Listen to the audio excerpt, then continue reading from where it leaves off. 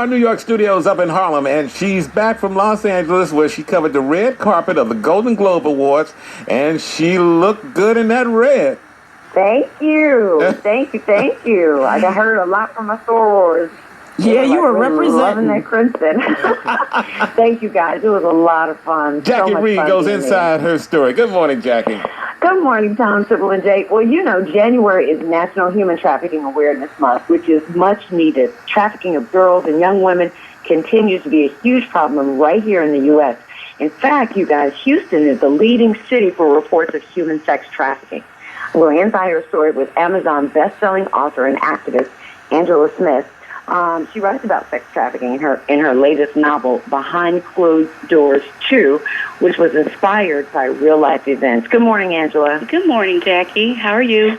Really well. Thanks for joining us. So based on real life, tell us about the sex trafficking encounter that inspired this book. Right after the release of my first book last year, I had an encounter with a young lady who wanted to share her story with me. And she told me about her experience growing up in, I won't say the city, but her mother actually sold her to a man in that city, and he went on to make arrangements for dates with her with other men. She was 12 at the time, and it went on throughout her junior high school year, and she had a baby at 14 and never saw her baby again. And it was just a really horrible story, and I started doing the research, and I was like, I need to write about this. And so that's how... What did she tell you about her relationship with her mother? I mean, what would lead a mother to do something like this? So this is the really bad part. It wasn't drugs. It wasn't anything like that. It was actually, she was the darker complected child in the family.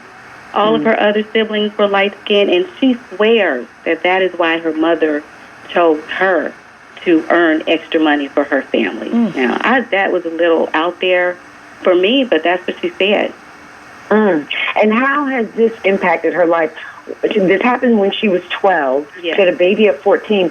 Where is she when she met you? How old was she, and how has this impacted who she is as a person? She's currently in her early 40s, and she had a rough life. I mean, she did some things she shouldn't have done, like some drugs. She actually became a stripper at some point, but she got her life together. She works in healthcare. She has a son who's now in college.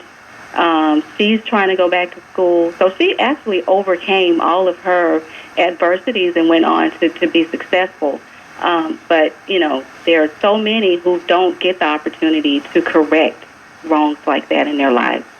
Yeah. Was she able to escape that life, or did she just age out of it? She basically left home when she was 16, and she married early.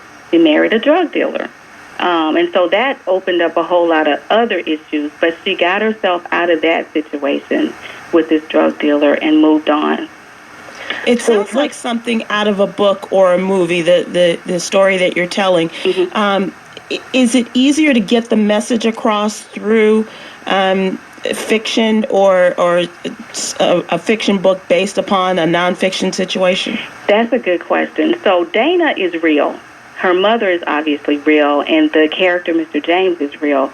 But the way I chose to present the story was to fictionalize the other characters so that I can make other points.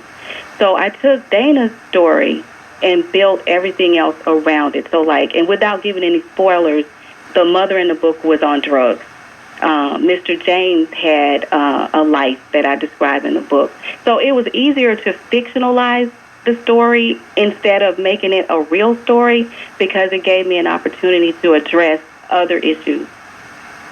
Now, I know you want to raise awareness through the books that you write because you often write about social injustices and perils of urban living. What do you want people to learn about sex trafficking through your book? I want people to, if you see a young lady and you know that this child, this girl, was coming to school with raggedy clothes, and all of a sudden now she's got on new shoes, beautiful outfits, her hair is done. And you know nothing in her life changed, investigate, because many times these girls, they give themselves into the lifestyle and they end up embracing it. And they began seeing it as an opportunity to actually obtain the superficial wealth that we're so obsessed with in the urban community. So if you see someone and you have a question or an instinct, investigate and, reach out and see if you can actually find out if something like this is going on. So we need to just recognize subtle things that get missed. What's the difference in sex trafficking and pimping? There's really no difference. Actually, pimping in the way that we think of it is, a man who's pandering women on the street. But like Dana's story, but it's familial human trafficking, meaning your mother, your caretaker, is actually your pimp. And the people that seek your services, it could be the deacon in the church, the janitor at the school. It's very obscure. It's not visible. And so it's basically the same thing, but the details are just different. And high-profile stories like Jared from Subway, where they prey upon children and child pornography, that plays a part in the sex trafficking as well, doesn't it? Social media is one of the biggest ways to actually get caught up into something like this. There are websites all over where you can actually do this, and it's not illegal yet, so to speak.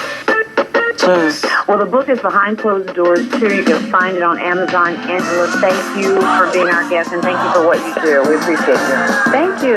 What a story. Wow. Good job,